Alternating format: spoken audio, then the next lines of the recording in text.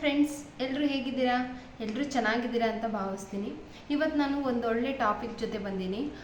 ಈ topic ಮನೆಯವರಿರೋರಿಗೂ, house ವೈಫ್ಗೂ use ಆಗುತ್ತೆ, work ಮಾಡೋರಿಗೂ ಸಹ ಯೂಸ್ ಆಗುತ್ತೆ. ಟಾಪಿಕಪ್ಪ ಅಂತಂದರೆ ನಮ್ಮನ್ನು ನಾವು ಎಷ್ಟು ಸುಂದರವಾಗಿ ಇಟ್ಕೋಬೇಕು ಅನ್ನೋ ಒಂದು ಟಾಪಿಕ್ ಜೊತೆ ಬಂದಿದ್ದೀನಿ ಫ್ರೆಂಡ್ಸ್. ಯುವರ್ ಸೆಲ್ಫ್, ಓಕೆನಾ? ಆನೆ ಬಾರ ಆನೆಗೆ, ಇರುವೆ ಬಾರ ಇರುವೆಗೆ. ಮನುಷ್ಯನಿಗೆ ಸಮಸ್ಯೆಗಳೇ ಇಲ್ಲಂತದಂಥ ಮನುಷ್ಯ ಯಾರೂ ಇಲ್ಲ. ಎಲ್ಲರಿಗೂ ಸಹ ಒಂದಲ್ಲ ಒಂದು ರೀತಿಯ ಸಮಸ್ಯೆ ಇದ್ದೇ ಇರುತ್ತೆ ಫ್ರೆಂಡ್ಸ್. ಸೊ ಈಗ ಮೊದಲನೇದಾಗಿ ಏನಪ್ಪ ಅಂದರೆ, ಈಗ ಬಾಡಿಲಿ ವೆರಿ ಇಂಪಾರ್ಟೆಂಟ್ ಆಗಿರುವಂಥದ್ದು ಸ್ಕಿನ್, ಓಕೆನಾ? ಸ್ಕಿನ್ನು ತುಂಬ ನೀಟಾಗಿ ಇಟ್ಕೋಬೇಕು. ಅಂದರೆ ಸ್ಕಿನ್ಗೆ ಬೇಕಾಗಿರುವಂಥ ಹೈಡ್ರೇಟ್ ಆಗಿರುವಂಥ ಕ್ರೀಮ್, ಸ್ಕಿನ್ನನ್ನು ಯಾವತ್ತೂ ನ್ಯಾಚುರಲ್ ಆಗಿ ಯೂಸ್ ಮಾಡುವಂಥ ಕ್ರೀಮ್ಗಳನ್ನೇ, ಅತಿ ಹೆಚ್ಚಾಗಿ ಪ್ರಾಡಕ್ಟ್ಗಳನ್ನ ಜಾಸ್ತಿ ಯೂಸ್ ಮಾಡಿದರೆ ಸ್ಕಿನ್ ಹಾಳಾಗುತ್ತೆ ಫ್ರೆಂಡ್ಸ್. ನ್ಯಾಚುರಲ್ ಆಗಿ ಬರುವಂತಹ ಕ್ರೀಮ್ಗಳಾಗಿರ್ಬೋದು, ನ್ಯಾಚುರಲ್ ಆಗಿರುವಂತಹ ಹೋಮ್ ರೆಮಿಡೀಸ್ಗಳಾಗಿರ್ಬೋದು, ಈ ರೀತಿಯಾಗಿ ನೀವು ಯೂಸ್ ಮಾಡ್ತಾ ಇದ್ದರೆ ನಿಮ್ಮ ಸ್ಕಿನ್ ತುಂಬ ಚೆನ್ನಾಗಿರುತ್ತೆ, ಓಕೆನಾ? ನಮ್ಮ ಸ್ಕಿನ್ ಚೆನ್ನಾಗಿರಬೇಕು ಅಂದರೆ ಕ್ರೀಮೆಲ್ಲ ಹಚ್ಕೊಳೋದು ಮಾತ್ರವಲ್ಲದೆ ನಮ್ಮ ಸ್ಕಿನ್ನಿಗೆ ನಾವು ಒಳ್ಳೆ ಆಹಾರವನ್ನು ಕೊಡಬೇಕು, ಒಳ್ಳೆ ಫ್ರೂಟ್ಸ್ ತಿನ್ನಬೇಕು, ಜ್ಯೂಸ್ ಕುಡಿಬೇಕು, ಹಣ್ಣು ಮತ್ತು ತರಕಾರಿಗಳನ್ನು ಜಾಸ್ತಿ ಸೇವನೆ ಮಾಡೋದರಿಂದ ನಮ್ಮ ಸ್ಕಿನ್ನು ಸಹ ತುಂಬ ಚೆನ್ನಾಗಿರುತ್ತೆ. ಅತಿ ಹೆಚ್ಚಾಗಿ ಸ್ವೀಟ್ಸ್ ತಿಂದರೆ ನಿಮ್ಮ ಸ್ಕಿನ್ ಹಾಳಾಗುತ್ತೆ. ಜಾಸ್ತಿ ಸ್ವೀಟ್ ತಿನ್ನಬೇಕು, ಬಟ್ ಅತಿ ಹೆಚ್ಚಾಗಿ ಸ್ವೀಟ್ ತಿಂದರೆ ದೇಹಕ್ಕೂ ಸಹ ಒಳ್ಳೆಯದಲ್ಲ. ಒಂದು ಹೇರ್ ಹೆಂಗಿರಬೇಕು? ಹೇರಲ್ಲಿ ಡ್ಯಾಂಡ್ರಫ್ ಇರಬಾರ್ದು ಮತ್ತು ಇರಬಾರ್ದು.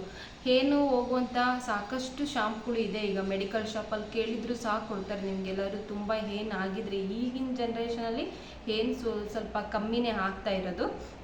ಆಮೇಲೆ ಡ್ಯಾಂಡ್ರಫ್ ಏನಾದರೂ ಜಾಸ್ತಿ ಇದ್ದರೆ ದಯವಿಟ್ಟು ಡ್ಯಾಂಡ್ರಫ್ನ ಹೋಗಿಸ್ಕೊಳ್ಳಿ.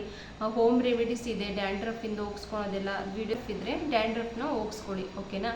ಆ ಡ್ಯಾಂಡ್ರಫಿಂದನೂ ಸಹ ತುಂಬ ಪಿಂಪಲ್ಸ್ ಆಗೋ ಚಾನ್ಸಸ್ ಇರುತ್ತೆ.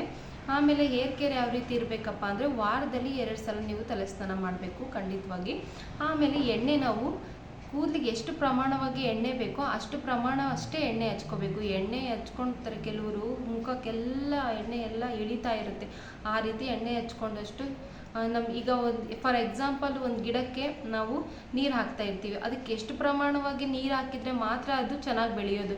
ಈಗ ನಾವು ಜಾಸ್ತಿ ನೀರು ಹಾಕಿದರೆ ಆ ಗಿಡ ಏನಾಗುತ್ತೆ, ಕೊಳೆತು ಸತ್ತೋಗ್ಬಿಡುತ್ತೆ, ಓಕೆನಾ? ಅದೇ ರೀತಿ ನಮ್ಮ ಕೂದಲು ಅಷ್ಟೇ. ಜಾಸ್ತಿ ಎಣ್ಣೆ ಹಚ್ಚಿದರೆ, ತುಂಬ ಜಾಸ್ತಿ ಇಳಿಯೋ ಥರ ಎಣ್ಣೆ ಹಚ್ಚಿದರೆ ಏನಾಗುತ್ತೆ, ಕೂದಲು ಪ್ರಮಾಣ ಕಮ್ಮಿ ಆಗುತ್ತೆ. ಪರ್ಸ್ನಲ್ ಹೈಜೆನಿಕ್ ಅಂದರೆ ನೀಟಾಗಿರಬೇಕು, ಪ್ರತಿದಿನ ಸ್ನಾನ ಮಾಡಬೇಕು.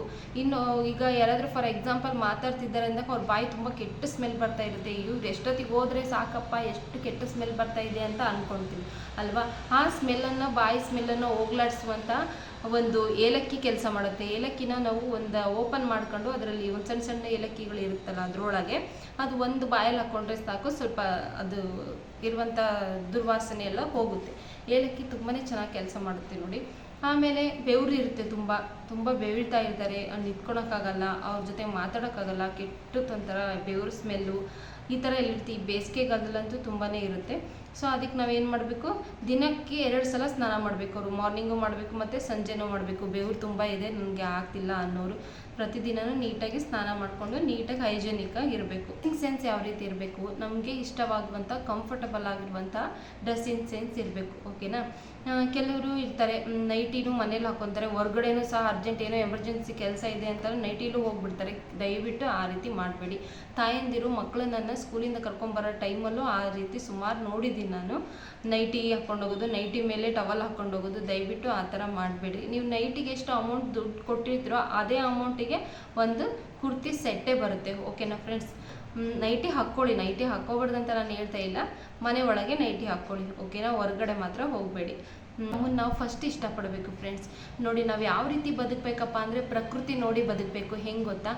ಒಂದು ನವಿಲಿರುತ್ತೆ. ಗಿಣಿ ಯಾವತ್ತೂ ನವಿಲು ನೋಡಿ, ನವಿಲು ನೋಡಿ ಎಷ್ಟು ಗರಿಬಿಚ್ಚಿ, ಎಷ್ಟು ನಾಟ್ಯ ಆಡ್ತಿದೆ, ಬಟ್ ನನಗೆ ಆ ಥರ ಆಗಲ್ವಲ್ಲ ಅಂತ ಯಾವತ್ತೂ ಅದು ಕಂಪ್ಯಾರಿಸನ್ ಮಾಡ್ಕೊಳೋದಿಲ್ಲ. ಅದೇ ಆಗಲಿ, ಒಂದು ಅಡಿಕೆ ಮರ ಇರುತ್ತೆ, ಅಡಿಕೆ ಮರದ ಕೆಳಗೆ ಒಂದು ಚಿಕ್ಕದು ಗಿಡ ಇರುತ್ತೆ. ಆ ಚಿಕ್ಕ ಗಿಡ ಯಾವತ್ತೂ ಅಡಿಕೆ ಮರದ ನೋಡಿ, ಅಯ್ಯೋ ನಾನು ಯಾವತ್ತೂ ಅಡಿಕೆ ಮರದಷ್ಟು ಉದ್ದ ಬೆಳೆಯೋಕೆ ಆಗ್ತಾ ಇಲ್ಲಲ್ಲ ನನಗೆ, ನಾನು ಯಾವತ್ತೂ ಇಷ್ಟೇ ಚಿಕ್ಕದಾಗೇ ಇದ್ದೀನಲ್ಲ ಅಂತ ಯಾವತ್ತೂ ಅದು ಕಂಪೇರ್ ಮಾಡ್ಕೊಳಲ್ಲ.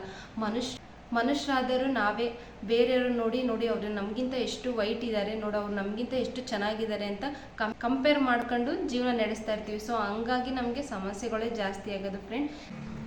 ಈ ಟಾಪಿಕ್ ನಿಮ್ಗೆ ಇಷ್ಟ ಆಗಿದ್ರೆ ಲೈಕ್ ಮಾಡಿ, ಕಮೆಂಟ್ ಮೂಲಕ ಏನಾದರೂ ಮಾತಾಡಿ, ಸಬ್ಸ್ಕ್ರೈಬ್ ಮಾಡಿ, ಓಕೆನಾ? ಬಾಯ್.